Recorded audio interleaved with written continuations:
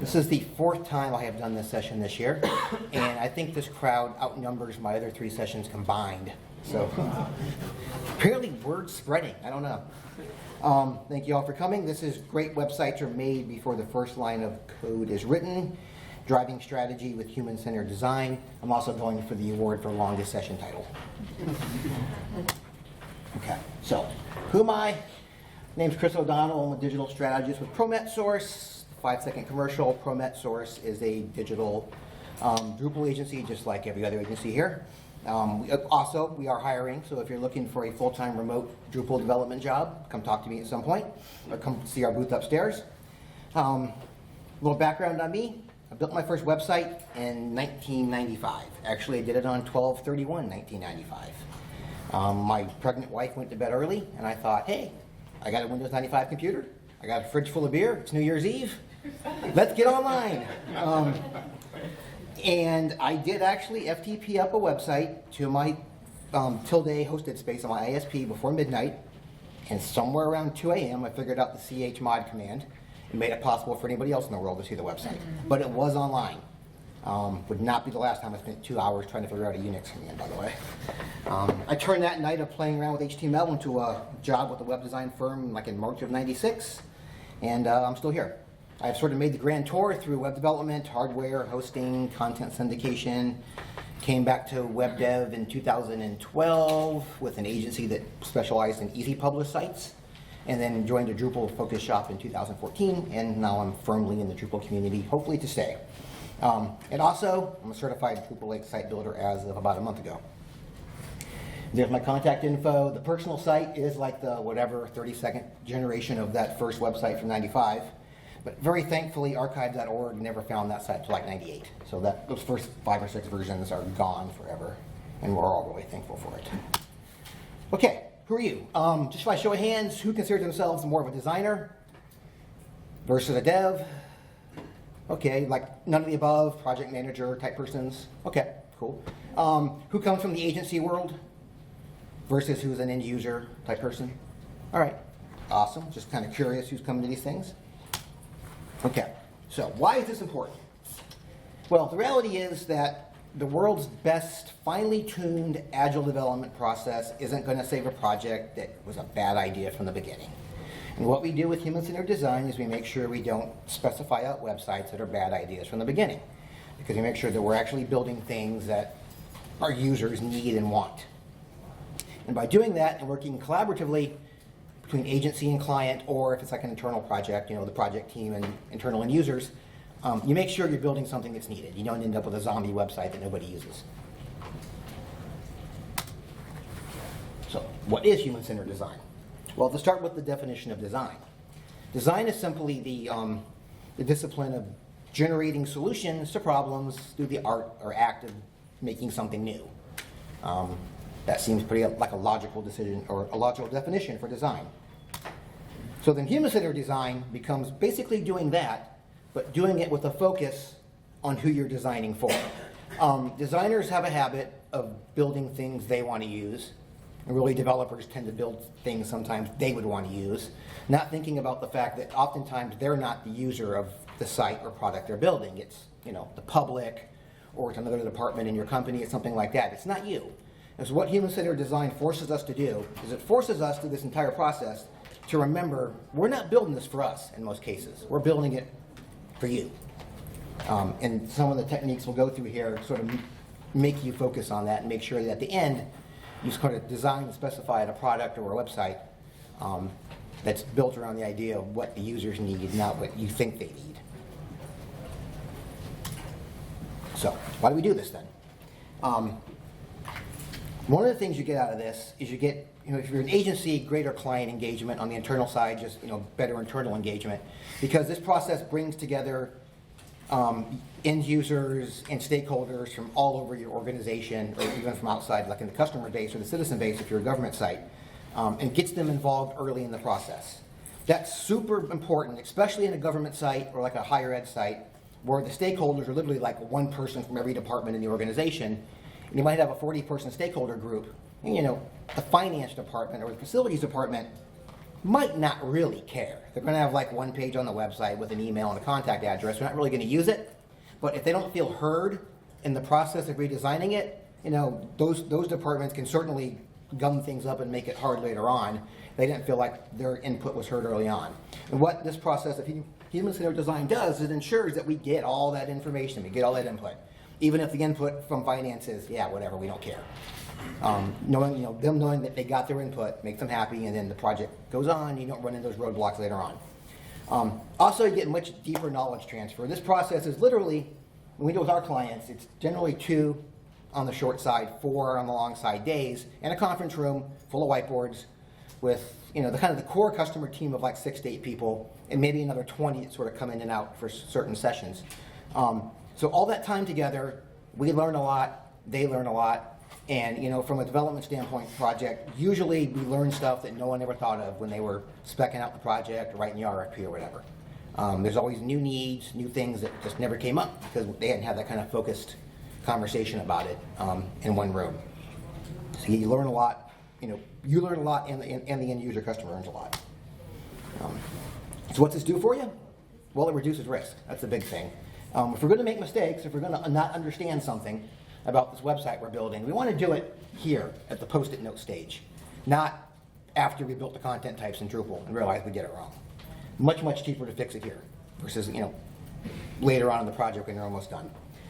When you reduce risk, it usually follows that you reduce cost. You tame complexity. Again, if you're on a committee working on irs.gov, for example, and we all agree that the point of irs.gov is to help taxpayers file their taxes correctly the first time, then halfway through the project, when somebody wants to add a feature, you can say, no, we've already agreed. This project is about helping taxpayers file taxes. Your widget has nothing to do with that. So it can be a phase 2 thing. We'll talk about it later. It gives you that documentation, that early buy-in to agree on what you're building, which gives you the ammunition you need 6 months into a project to start saying no when those inevitable change orders come up because somebody had an idea. And also promotes collaboration. We often find when we're working with our clients that marketing and IT basically never talk to each other. When we get them in the room when they're talking about the new website, find out they both had very different ideas about what the new website should look like or do, or even where it should be hosted, but they never had that conversation internally because everyone's busy with their own jobs until we came in as agency and forced them to get in one room and talk for 2 days.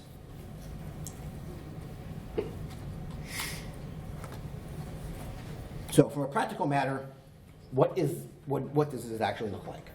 Well, it's basically a series of workshops or activities. Again, conference room full of whiteboards or sticky or white notepads or whatever. And there's basically 6 main things we're going to do. We're going to identify all the stakeholders related to the project. We're going to prioritize those stakeholders, which is kind of important because not prioritizing your stakeholders is what gave us the mega menu. Gave us a homepage with 200 links to every possible department in your organization because nobody wanted to say, you're really not that important. This site, again, irs.gov, it's for the taxpayers. Their links need to be on the homepage. The bio for the commissioner can go somewhere else, right? This gives you the ammo to do that because you've agreed up front what's important. Then you essentially go through a SWOT analysis, minus the T, so a SWO analysis, I guess, on the system, on the product, on the website, whatever it is you're analyzing. You figure out what you like about your current website, what you hate about it, and what things it really should do but doesn't, the opportunities to make it better. Then you group or relate all those problems and pluses about the website, and usually when you do it, it's pretty obvious. Okay, here's internal content editor stuff that's good and bad. Here's customer features that are good and bad. You kind of group it into 4, 5, 6 kind of big things to get a sense of where the issues are. Then, as a group, you identify solutions to these problems you just identified, and then you prioritize those solutions. So what happens is, when we're with a client, this is basically about day 1 of our 4-day process, more or less.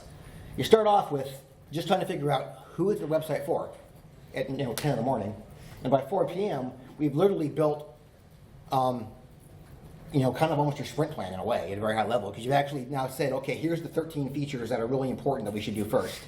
These 4 features, pie in the sky ideas, maybe they're phase 2. And we're actually going to do this for a Drupal 8 issue in about 5 minutes. So you're going to get to actually do this in person. I'm so excited with a crowd this large. We're going to get good data. So why does this work? again, it forces those of us working on the website to be empathetic for the users, because the whole process is about thinking about things from the end user point of view. So it just forces us to keep thinking about, again, the taxpayer, if you've been irs.gov, or if you're building a higher ed site, you're thinking about the high school senior you're trying to recruit. That's usually the point of the .edu site. And you're just thinking about that and not about, sort of non-important stuff. It forces us to validate our assumptions. As the agency, we always come into these projects, the customer's always got a bunch of assumptions about, who the stakeholders are. They're not wrong, but they're not completely right. Because there's usually stakeholders they haven't considered, the stakeholders that they thought were super important, but once you go through the process, they're like, yeah, you're right, they're not that important. So it forces us to validate assumptions before we start doing anything expensive like coding sites. It ultimately allows us to create the solutions to the problem we just identified. So, what does this look like? So going back to those 6 points before, step 1 was figuring out who our stakeholders are. There's actually like 50 different exercises that sort of in this human-centered design process. So I'm kind of focusing on the ones we use most often here. But stakeholder mapping is the first thing we do, where literally it's like a group brainstorming session where everyone just starts naming off who they think the stakeholders for the site are. And we draw on the whiteboard as they do it and relate them together and kind of figure out how they group. For a website project, generally high level, internal users, internal administrators, content editors, external users are going to be your 3 big groups. This is actually the one we did at DrupalCon. So we were looking at Drupal 8 as a publishing platform or something like that at DrupalCon. As people came by our booth, we asked them to list stakeholders and that sort of thing. And this is actually the stakeholder map that came out of that. So we take that then, and then we kind of talk through who are the really critical key stakeholders. Again, if you're .edu, most likely if you're redesigning, since we're in DC, American.edu, usually it's incoming freshmen. That's usually who the main site's targeted at. It's about getting them to commit to a tour, start the application process, that sort of thing. If it's irs.gov, it's about helping taxpayers do their tax right the first time. So what we do is you actually build user personas, which are kind of like placeholders for actual real people. Where you start talking about, okay, if you're American University, our incoming freshmen are probably going to be top 10% of their high school.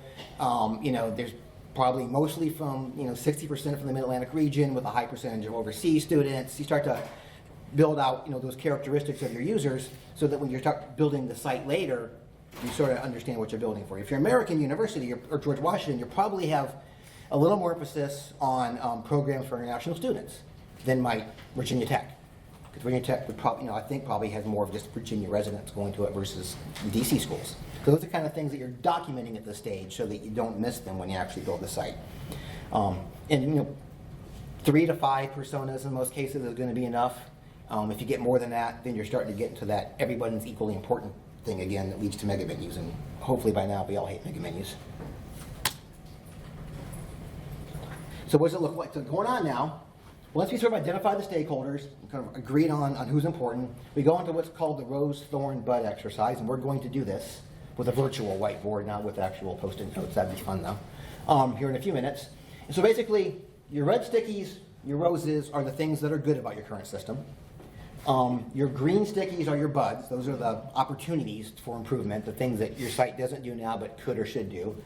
And then usually we use blue or whatever's available for the thorn, and those are the problem areas on your current site.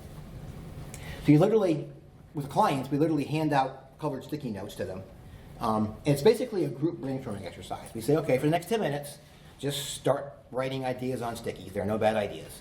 Good, bad, try to make sure you do some good, some bad, and some opportunities. But just churn out some ideas, some things about your website. We just did this actually Monday with a potential new client in the Midwest, and a room of 20 people had well over 100 stickies, like in 10 minutes. I mean, it generates a lot of data quickly, which is kind of the point. And then you take the stickies, and you get a whiteboard, and you essentially have someone read out one sticky. So, one good thing about the website. And anyone else has got basically the same idea, raises their hand, you take their stickies, and you just start sticking them up on the whiteboard like this. And as you're going, our creative director who does this starts seeing the pattern and starts grouping them together. And just takes like an hour, 90 minutes or so. And when you're done, you end up with these whole whiteboard full of stickies with, the groupings. You should literally draw the groupings. And as soon as you do that, you start to see a bunch of red or a bunch of green in one group, and you kind of know where your strengths are, where your weaknesses are. This one here is actually our sticky clustering from DrupalCon about Drupal 8. I was actually a little surprised, personally, that front-end design was kind of so red-driven. I personally would have thought that was a weaker area for Drupal 8, so I learned something from that. That was kind of cool. Continuing on. So once you've sort of, now we've figured out who our stakeholders are, we agreed on who the important ones are, and we've generated a whole bunch of ideas about what's good, bad, and could be better about our website. So now you go into the statement starter exercise. This is literally now starting to create solutions to the problem we just identified. So we'll take the client room, we'll break them up into groups of 2, 3, 4, 5, depending on how many people are in the room, and we'll hand them a pile of the stickies and say, okay, now write solutions. So literally write, we can do X to fix, whatever X is. We can redesign the homepage to be responsive if you're still on like a non-responsive website or something like that. And you go through that process, and you end up with a bunch of stickies again. This time they're all just ideas. And the really cool thing about this is these sessions will often have everybody from like the VP of marketing to like a junior person in the room. But once they're writing their ideas on sticky notes and sticking them on whiteboards, nobody can tell whose is whose. You don't sort of have that thing where the VP of marketing says something and the whole room goes, yeah, that's it, that's the answer, because everybody, nobody wants to disagree with the VP of marketing. When you do it this way, all these ideas have equal weight because no one really knows who wrote X idea up on the board.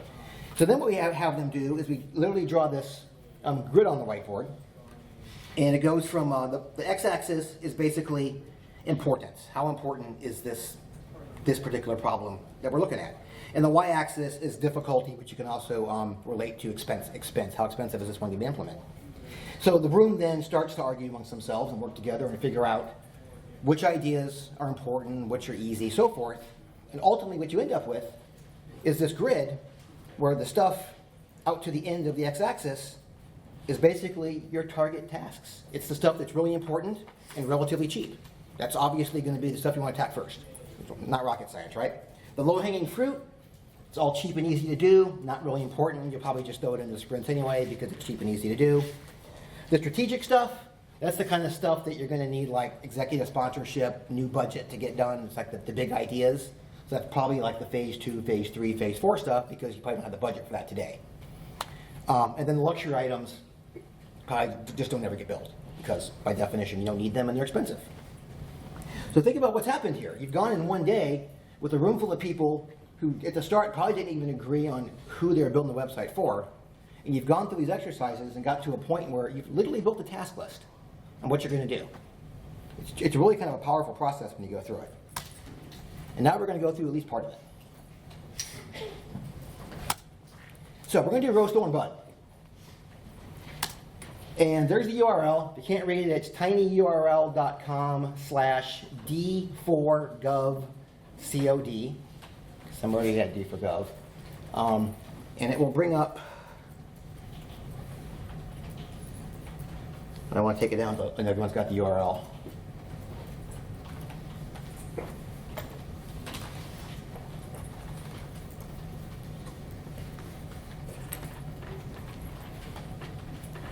It'll bring up something like this. Did it work? Awesome.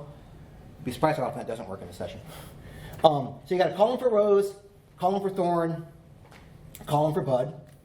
Let's all take no more than, say, 3 minutes here with a room this size. Yep. I'm sorry. Oh, get it back up? Okay. tinyurl.com/d4govcod.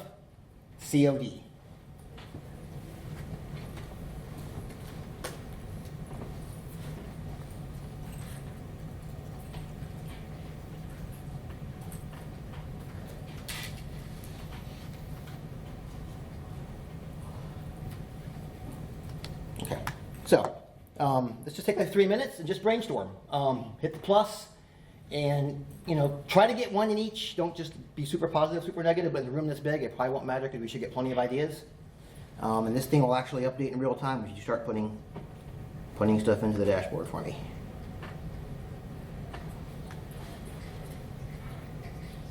There you go. So, I'm sorry, the actual thing that would be good to know. What we're talking about here is Drupal 8 as a government website platform. That's kind of an important thing to mention, right? So, the pluses for Drupal 8 as a government website platform, the thorns, the negatives, and then the buds, things that Drupal 8 doesn't really do now, but could or should do, if you're going to use it as like the basis of a government website.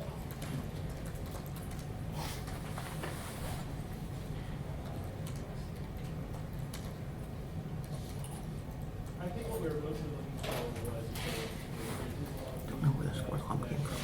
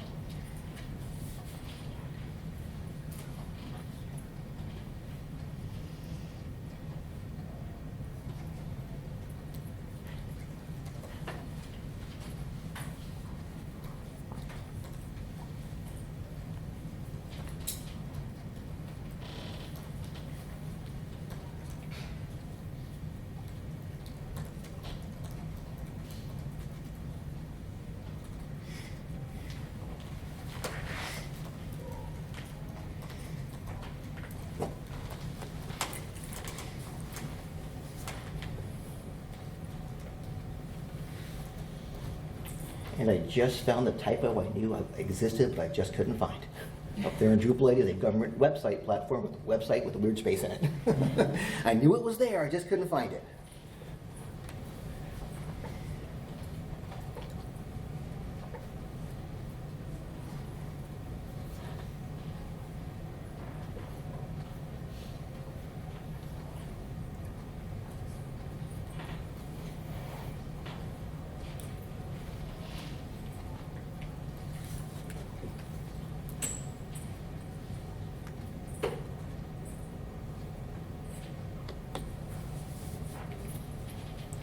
About 30 more seconds, and then we'll move on. This is great, lots of data.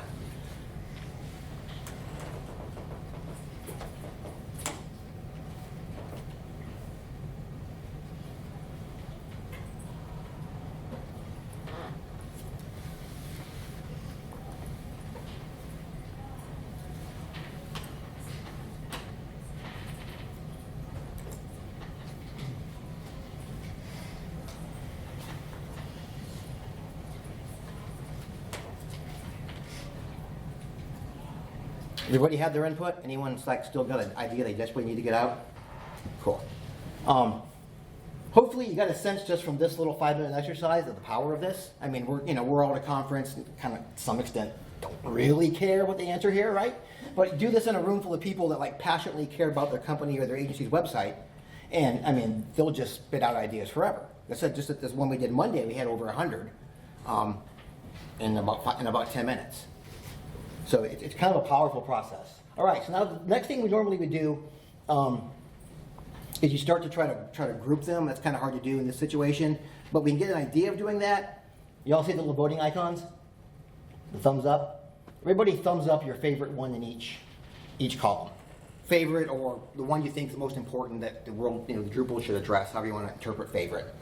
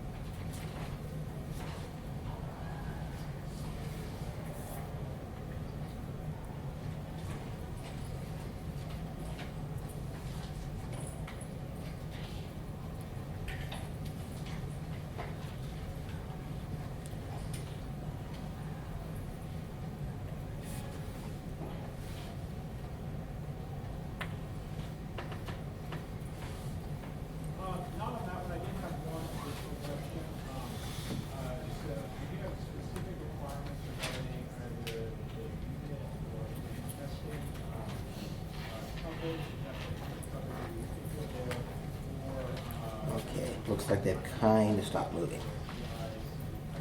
Awesome. We've already voted. Affinity clustering. Back to the retro board. Okay, so I'm going to step out so I can actually see here. So in case you can't read in the back, on Rose, we voted up, it's a cost-effective solution for taxpayers, / improves content management, allows for multiple content contributors, and it's flexible. We all agree those are pretty well-known pluses for Drupal 8. Thorns, our people don't know Drupal 8. As an agency, what I see there is training opportunity, right?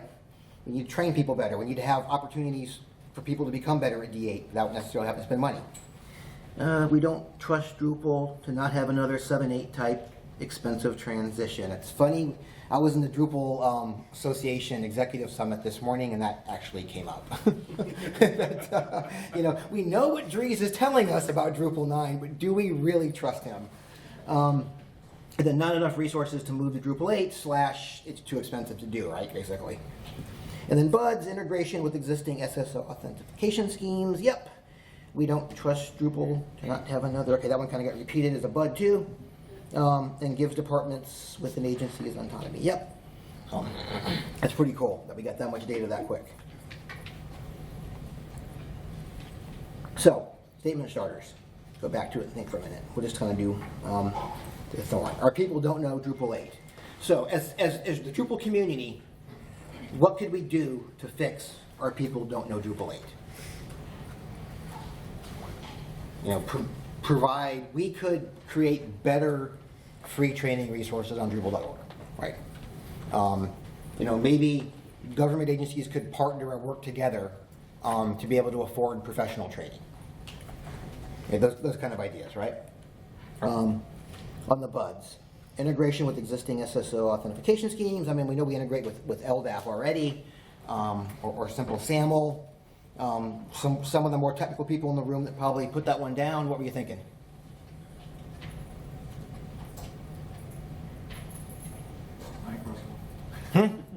Microsoft, okay, integrate with Microsoft. Right, I guess they're kind of friendly to the open source community now, so we can bring it back in, right? Okay, awesome. So, let's take those three then, and just think for a second. My next slide, so you can kind of visualize it. Okay, on the importance difficulty matrix, that goes up there. Okay, so Drupal community putting better free training resources out there for the world to use. Where would you put that on this this chart? Sorry, repeat that again. Repeat that. Make that statement again. I didn't hear you. Okay, yeah. If you're considering the Drupal community creating better free training resources, where would you place that sticky on the chart? What, strategic? Strategic. No. Okay. Yeah. Okay. I'd probably put it over here. And honestly, Promet does training, and once you've created training for Drupal content types, it's done. And it's not like you have to reinvent the wheel every time someone else needs to be trained. It's kind of a one-time thing to create the training. It's just more a matter of getting it out there. And I think that's something the Drupal community could do without spending a lot of time and money to be pretty impactful, is take some of these training resources that probably already exist in a lot of the government agencies, a lot of corporations, a lot of Drupal agencies, and just kind of get them out there in an organized fashion. So I hand. Sorry, maybe I'm not understanding what you mean by Drupal community. Are we talking about all of us? We're all in Drupal community, right? Okay. Yeah. So, how long Drupal has been around? Well, Dries created it in 2001, right? But as a sort of a CMS community, 2006. And during this time, nobody actually thought about it. Well, thinking about it and actually doing it are two different things. Anytime soon. Yeah. So, it's important. Right. And it's difficult because otherwise they would have done it. So. Okay. I'm not sure I agree it's difficult. It's more that it's just the will to do it. It's difficult Yeah. because otherwise they would have. Okay. You know, Yep. if there was the will to do it, it would be Right. where you actually say, because Right. I totally agree. If you look at getting up and exercising every morning is not difficult, but how many of us actually do it, right? Yeah, exactly. That's what, Yes. I guess my comment is, I don't think the problem is the Drupal community itself. We're aware of it. Right. I think the reason why we thought strategically is 9 times out of 10 it's a buy-in kind of concept. Right. Like we know it works, or at least it works for us, but from a larger stakeholder or say, well, for lack of a better word, the money people involved, you do kind of need to. It's low hanging, and I understand your point of targeting, but strategically you have to I guess, sell it to them as a viable solution. Okay, I agree. I mean, this is the conversation that when we do this with our clients, this is exactly how the conversation goes, right? Some VP says this is easy, and then the web dev goes, actually it's not. And that's exactly, and it's entirely possible I'm wrong, and that this is more complicated than I think it is. It's, that's the conversation that you end up having with the customer or internally in a government agency to figure out where all these stickies go. And this ends up taking, hours to days to kind of finally get the stickies up there and say, we agree, this is kind of how we're going to decide to go forward with this from a compromise standpoint. So real quick, we'll just do the Microsoft integration one. I think we all agree that's probably expensive. And whether it's a luxury or strategic is a matter of debate on how you feel about Microsoft, probably, but either way, I don't think anyone thinks it's cheap, right? All right. Does it work? Yeah, because the idea here is to fail early. The idea is to get it wrong at the sticky note stage, because once you build the system, it's going to be 10 times as much to fix it versus fixing it in the design stage. Now, once you release a system, it can be 100 times as much to try to change it and fix it as if you'd done it back in the sticky note design stage. Am I getting on time? Okay, speed it up. All right. So the reality is, everything we've gone through is basically kind of step one. When budget allows it, you should also now go out and talk to the users and validate everything as an internal group. You just decided that your incoming freshmen need X, Y, and Z. You should now go validate that with usability testing with incoming freshmen. In reality, in the agency world, is this step often gets booted for budget purposes, and we just go with what we think, which is why you spend a lot of time on websites and then they don't work because you didn't actually validate your internal assumptions. Super quick, a couple of case studies to kind of talk about how this works in real life with Lehigh University. Anybody by chance from Lehigh here? I did this once and they actually raised their hand. They were here. All right. Interesting thing about Lehigh, the comment earlier I made about marketing and IT not talking to each other, that was actually the big issue at Lehigh. Marketing and IT, or communications and IT, literally used different words to describe the sidebar of the website, which made it impossible for them to have a conversation about the importance of things because they couldn't understand each other. So what came out of it really was we actually created a shared vocabulary for them so that when you said top nav bar, everybody knew what you meant. This is actually Mindbody. If you do yoga or Pilates or something, you may use their app to schedule your classes. When they did their D7 site years ago, they came up with 7 stakeholder groups, which was basically true, but they sort of did them horizontally. And the reality is they've got 2 big stakeholder groups. They've got their paying customers, the yoga studio, and they've got all of us that download the free app to schedule things. And the problem they had was the consumers looking for help with the app ended up all the time over in the business side of the website, and the business people, their customers, kept ending up in the consumer help section of the website just because of the way search was working. So what came out of the design session with them was, okay, step 1 on the website, are you a consumer, are you a paying customer, and sort of funnel them that way into the right content, because otherwise they end up lost. And just one more, because those first 2 projects were the big, heavy 6 to 12 month Drupal 8 projects we all know. This thing we did with the American Library Association was a 35-day from contract signature to launch. Real sort of quick, simple, templated website based on content they already had. But we still did a 1-day remote thing with them to make sure we had it right. Because the problem with the original website was the content was written really for librarians. And it was a content they came up with for librarians to help them learn to code programs in the library, which is a great idea. But it was buried sort of in the LA website. No one knew where it was. It was sort of written more for technical people, even though it was supposed to be for librarians. So even through the 1-day thing, we sort of figured that much out. We're able to redo the content, make it a little more librarian friendly, and get it out there on its own URL so librarians can find it and actually use the resources there to start these programs in the libraries to get kids in there and get them learning how to code. So takeaways. Human-centered design is a process that can be learned. I just talked about it, hopefully authoritatively, for 45 minutes, and I can't draw a stick figure. It's essentially a methodology for running effective meetings. If you really think about what we just went through, right, with all the sticky notes and the activities, it's a way to get 20 to 50 people in a room and keep them focused on the problem. The results from this, lower risk, lower cost, better websites, better products. We can all think of products that clearly have never gone through a human-centered design process. Coach seating in an airline, like most states' DMV processes. The Real ID. Anyone here had to get a Real ID license yet? Did that feel like they thought about us when they designed it? And basically, this drives client engagement, cross-functional collaboration, and teamwork, all of which have benefits that actually will extend well beyond this project. And hopefully, compared to what you could be doing in a room full of whiteboards with 25 people, it's kind of fun. Thank you.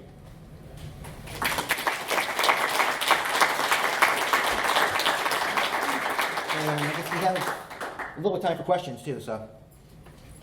If anybody has any, fire away. If you want to come ask me afterwards? Yes. This is maybe adjacent, but how do you get people in the room in the first place when they are resistant and they have more important things to do? Yep. They're your boss and you can't really tell them. That's a good question. I'll repeat it for the recording here. Is how do you get the people in the room in the first place when they're busy? Maybe they're not that invested in the process. I mean, to some extent, it's we help our client do it, but ultimately they've got to. We can't tell their marketing department to show up for the meeting. So it's sort of more. You do have to have some level of buy-in to get them in the room before they can work together. It's not. Not sure I have a magic answer for that, unfortunately. Yes. What tool did you use to make the Kanban? Oh, that was it's called Fun Retro. Fun Retro? Yeah.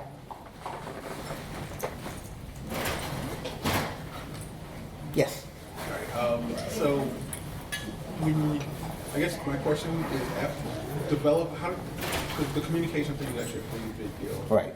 In regards to the UX designers and researchers working with dev, did you have a process for how to develop the language, or is there part of the problem that we're facing now is we have a bunch of developers who are from disparate locations, all technically well, it's it's a different language that we're trying to develop a common language is one of those. So you deal with something that goes, oh, you meant something different kind of thing. And it's and the thing is you don't know what everyone's different translation of things are. Right. So I was wondering if you had a process or is there a in the beginning what did you look at to kind of make sure it was covered as a main item? So I know obviously you can't cover everything, but Right. So it's a question for the recording here is that if you're starting from a place with developers, UX designers, whatever, that aren't speaking the same language sort of in the beginning, how do you sort of get over that hurdle to have the good conversations in the first place? That's a great, I have to be honest with you, I was not in the room at Lehigh.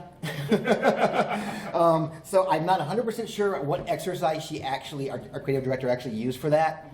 But yeah, I mean, basically, I think it's once you recognize that problem, then you sort of have to agree, okay, let's all agree that the top nav bar is top nav bar before we go any further. Otherwise, we're just going to beat our heads against the wall. Which is not the most helpful answer, but that's all I got.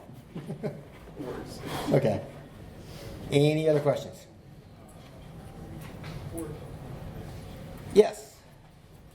When you're a government site, it's in essence a portal or a gateway to 5 different divisions who are all diametrically opposed, all being under one umbrella. They're dictated to do so. How would you approach that? So the question is, you're a government agency with 5 divisions that are just diametrically opposed to working together or being under one umbrella, but they've been mandated to do so. How do you work with that? A really big budget? No. Yeah, that's sort of goes back to the whole step one about you got to get the stakeholders in the room and talking. And you're right, you may never get to a great level of agreement there. And you may get one group that says, fine, whatever, we don't want to be involved, but at least you've got them on record saying that, so they can't come back 6 months later and try to monkey wrench the process. You're like, nope, you were there on day one, you said we could do it the way we wanted. And you've got that sort of documentation to bring up the flagpole if you need it to continue forward. So it's almost a little bit of self-preservation there. So get them all involved at first. If they choose not to work with part of the process, you've at least documented they had the chance, which may or may not be helpful depending upon the political power of that group and all that kind of stuff. But Again, at some point, you are just dealing with people, and you can't make them do stuff they don't want to do. You try to help them see how it benefits them, but at the end of the day, if somebody wants to be obstinate, they're going to be obstinate, and you probably can't force them to do otherwise. That help? Sorry. So in regards to buy-in, can you give examples of like challenges in regards to people who resistance to like buy-ins, like examples that you've faced or come across that you've had to go over? Not so much the solutions, but just issues that kept coming up that you just, for some reason, stakeholders or people above just were not into it. Yeah, sure. Example of sort of getting the trouble getting the buy-in. I mean, especially like in a government site or a university site, which is where Permit works a lot. Frequently, when we're talking about a big Drupal 8 project, what we're replacing is a WordPress site here run by that director, and a Squarespace site over here run by that director, and they've got their own domain, right? And they don't necessarily want to give it up. I mean, a couple of things. First of all, obviously, you try to sell the benefits of the centralized management. A lot of it can be, look, you don't have to worry about the cost, the budget. It's all going to come under central IT now. We're going to host it for you, whatever. You just have to worry about your content. So you try to sell the benefits of the system you're building. That's sort of the carrot, right? And then obviously, and then you might have to dig the stick, right? You might have to get the director to say, "This is how we're going to do it." At some point, you always try to lead with the carrot, but sometimes you have to bring in the stick, probably in the real world. But generally, if you sell the benefits, I think you get a lot of buy-in. Again, there might be one or two outcasts. But in that case, again, they had their chance. They didn't want to participate. They sort of lose their right to complain 6 months later about the back-end design because they didn't want to be part of it. All right, we probably need to exit so the next person can come in. Thank you so much.